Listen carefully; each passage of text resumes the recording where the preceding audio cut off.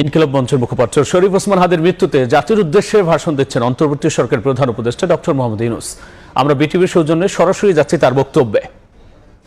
এই উপলক্ষে শনিবার দেশের সব সরকারি, আধা সরকারি, স্বায়ত্তশাসিত প্রতিষ্ঠান, শিক্ষা প্রতিষ্ঠান সহ সরকারি বেসরকারি ভবন এবং বিদেশে বাংলাদেশ মিশনগুলোতে জাতীয় পতাকা উত্তোলন থাকবে।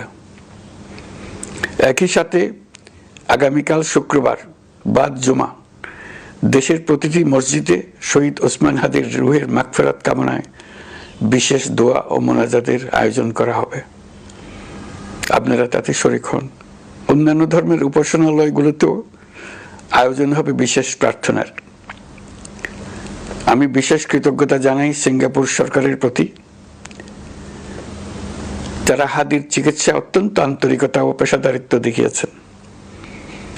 বিশেষ করে সিঙ্গাপুরের পররাষ্ট্রমন্ত্রী ভিভিয়ান বালাকৃষ্ণন, যিনি একই সঙ্গে একজন বিশিষ্ট চিকিৎসক, তার প্রতিও তিনি নিজে হাদির পরিচর্যা করেছেন, আমাকে নিয়মিত চিকিৎসা সম্পর্কে খোঁজ খবর দিয়েছেন।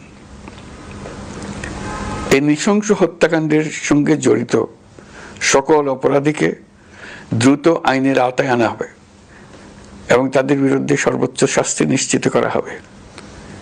এই বিষয়ে কোনো ধরনের শৈথিল্য দেখানো হবে না। বিপ্লবী রক্তে উজ্জীবিত এই তরুণ নেতা ওসমান হাদি ছিলেন প্রতিবাদের অনন্য প্রতীক। তার কর্মের মধ্য দিয়ে তিনি শুধু প্রতিবাদ নয়, দেশপ্রেম, ধৈর্য ও দৃঢ়তার অনন্য দৃষ্টান্ত রেখে গেছেন।